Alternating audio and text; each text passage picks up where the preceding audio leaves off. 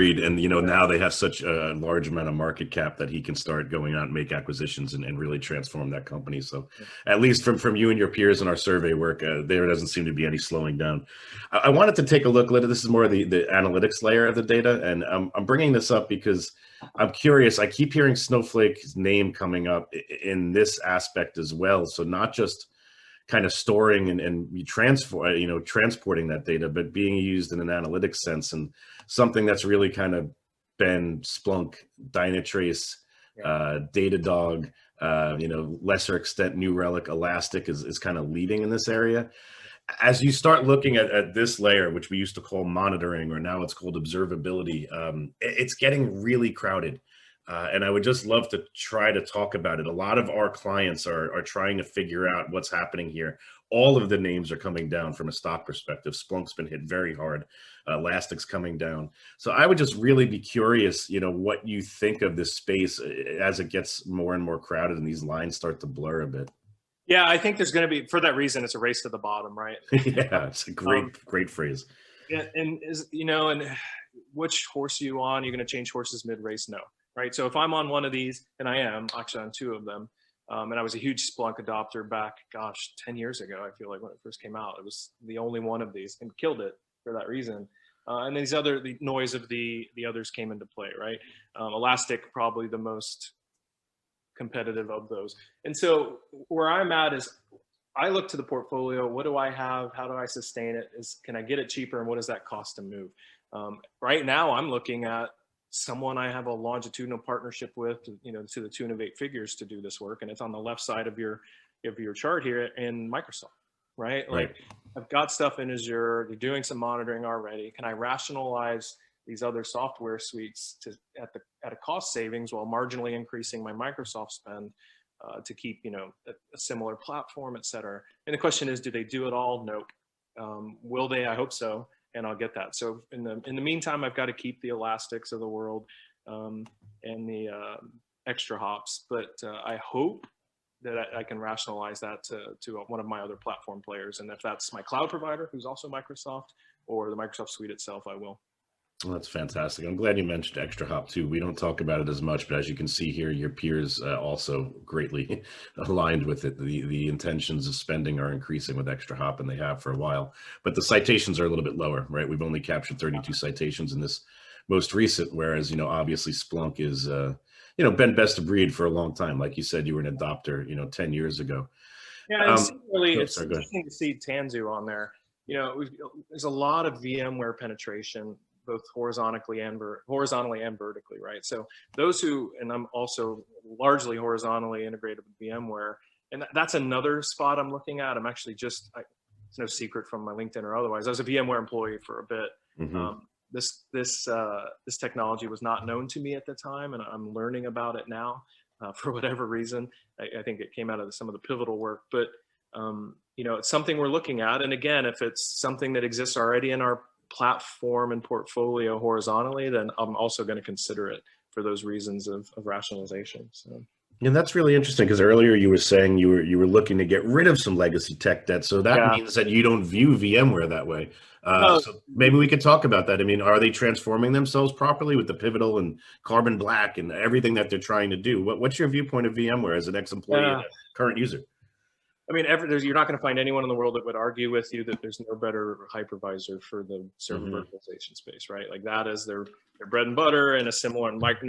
Good luck replacing Microsoft for all the reasons that imputes. So I think similarly with VMware, that's where they're at. I mean, I think 500 of the Fortune 500 and 99 point something percent, use a VMware product. And you can almost bet that it's at least the server virtualization platform. So to answer your question, yes.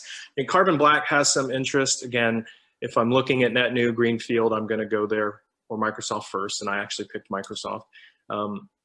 When you're looking at some of the network virtualization, their Nicira, now NSX product, competing with the Aristas and Ciscos of the world, is this noisy, right? So a lot of their non-core competency work is noisy, and they're gaining market share, and people who bleed VMware blue, I guess, would look at that from a platform play and see where it makes sense. But for this, I don't want to sound hypocritical, because there's some you can't escape and you just pay the tax, right? And for me, that's Microsoft Desktop and Server, and then VMware Hypervisor.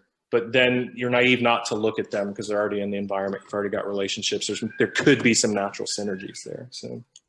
Yeah, that's great feedback. I appreciate it. And your point about they're already entrenched in the Fortune 500, I guess. So if you're looking at VMware trying to figure out what to do, it's really about, will they retain that, or are they being replaced? And it sounds as if you're already aligned with them and they're doing the job well enough, it's worth sticking with them.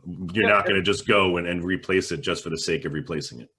Right. And their only competition there is just wide adoption of containers, right? Right. In a competitive container to what they offer with Heptio/Kubernetes and some of the others. And they're doing great work and synergizing with the cloud providers and partnering in a lot of places. So they will stay relevant. Full disclosure, I am still a pretty substantial shareholder in VMware and believe in it. But there's a lot of noise on the fringe. So. Right. And I think they did a really good job also with, and although the spending's coming down here, I think instead of them just trying to push their own cloud product like Oracle has done, and it clearly isn't working, they made a really tight partnership with AWS. And even though you are Microsoft aligned, I think it really kind of helped, it reduced some of that pain and that friction of a company like VMware trying to become, cloud first. So I thought that was a smart move of theirs as well. And the big three have it, right? I mean, IBM would love to say they have a cloud, which they do, also largely powered by VMware and some of the other providers. But, the big three are where it's at, unless you've got some local relationship or, Bob's Cloud Mart or something. But Microsoft is dominating in almost all categories as we look at it. Real quickly, I'm going to just talk on this because it was a kind of a segue you had brought up. You brought up Extra Hop. And they also are playing in the SIM space, so that the observability for security, which is again is really the province of Splunk. So I just want to maybe talk a little bit more. And I've been accused by some people of being a little bit too negative on Splunk over the last year. We caught a bad data inflection for them, and I kind of dug into it pretty deeply. We've been proven right, but I'm trying to be agnostic and be a good journalist. And so I want to hear, the use cases and the reasons for to still believe that Splunk can, reinvent themselves and come back in the face of all this competition, whether it be on the main analytics side or on the security side, because we are seeing a lot of other players. Elastic is now playing in the security side as well, and Extra Hop. And Splunk just seems to be decelerating. So I'm just curious your thoughts. Yeah, so SIM is a big data play, right? I mean, you think about it, like, how do you aggregate that stuff? How do you get insights from it? And I think you're going to see this flatten greatly, probably for the reasons of which you speculated correctly on, is if I can point my data analytics tool at the sensors that are gathering log data, other data, some insights, I'm just going to let that $1 million machine chunk pull away at it, as opposed to paying at the time when Splunk came out, a very favorable construct of licensing model by capacity that really I think a lot of the cloud providers either emulated, or at the time it was just kind of burgeoning, but it isn't favorable for us. And paying up and down and per transaction, per gigabyte, et cetera. Because that gets costly. But at the time, it was the coin of the realm. It was the best thing to do. So as we find other creative ways to do SIM, albeit with a logo of one of these on your screen, or something in-house with powerful analytics tools we already have, I think that the market share is going to flatten. Folks are going to continue to drive cost out of the SIM market. And again, another race to the bottom is who's left standing that does this in some novel way. Splunk's penetration and a lot of our data centers, if you will, or our clouds is very wide. So I think they'll keep a lot of their market share as long as they can do that and compete not only in price but capability with those to the left and right of them.